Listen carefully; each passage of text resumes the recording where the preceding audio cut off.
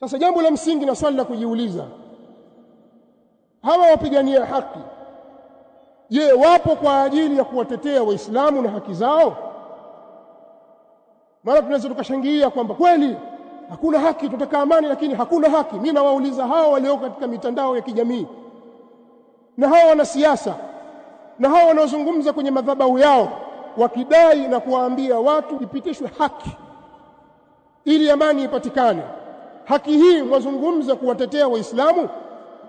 Kwani Waislamu si walalamika mara ngapi kuhusu haki zao? Kwa mfano, sote sisi ni Watanzania, mababu zetu walisimamia kupigania uhuru wa nchi hii. Waislamu, ukiangalia orodha ya wapiganiaji uhuru katika nchi hii ni wazee wa Kiislamu kwa 98%. Nchi imepata uhuru, mtawala aliyeingia akawa si Muislamu, alikuwa kwa dhahiri anapinga udini na ukabila, lakini waulizeni maswali, ilipokuja suala la kugawa keki ya taifa na kodi za walalahoi wakiwemo Waislamu, si serikali ilikaa na viongozi wa kanisa wakapitisha mkataba wa kwamba makanisa yapewe fungu kutoka serikalini? Si ndio hiyo memorandum of understanding? Miaka zaidi ya 30 wanachukua gawiwa kutoka serikalini. Waislamu wamelalamikia hili, wapigania haki, mko wapi? Waislamu hawana haki? Waislamu ni mbuzi katika nchi hii? Waislamu si raia wa daraja la pili. Kwa hiyo mnapozungumza mambo ya haki, hebu kuweni waadilifu.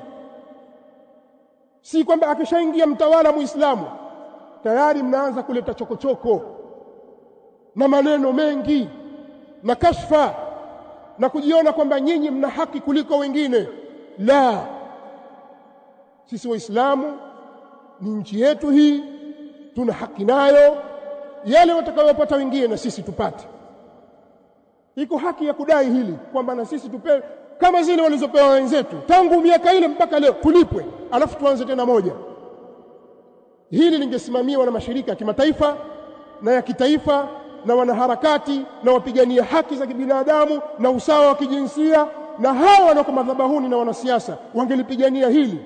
Waislamu mara ngapi wanadai mahakama ya kadhi na nyinyi mnaikinga?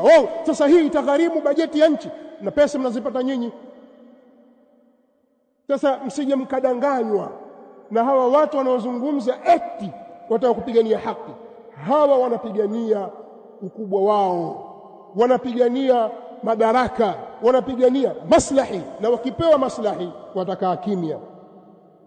Leo ukiangalia katika teuzi serikali, tangu wakati baada ya uhuru mpaka leo, kwa asilimia kubwa sana Waislamu wanatengwa katika hili.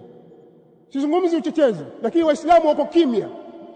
Linaweza likaja baraza la mawaziri watu 20 au watu 30, basi 26 wote wakawa si Waislamu, Waislamu 4 tu, na Waislamu wakakaa kimya. Nyinyi mnaweza? Watu wa haki mko wapi? Lini Waislamu walifanya fujo kwa sababu hiyo? Kwenye vyuo vikuu leo inasemekana kwamba katika chuo kikuu, baadhi ya vyuo vikuu hapa nchini na serikali, basi vijana wanaokwenda katika vyuo hawafiki, wa Kiislamu hawafiki 20%, hawajawahi kuvuka, hawana haki. Au mtuona sisi hatujui, malofa tu tunajua, lakini inayotufunga sisi ni dini yetu. Kwa hiyo tuheshimiane katika mambo kama haya ya msingi. Msilete chokochoko katika nchi hii mkataka kuharibu amani ya nchi kwa sababu tu aliyeko madarakani ni Muislamu. Hatuja kusikia sisi watetezi wa haki za binadamu au wanaharakati wakizungumza mambo hayo.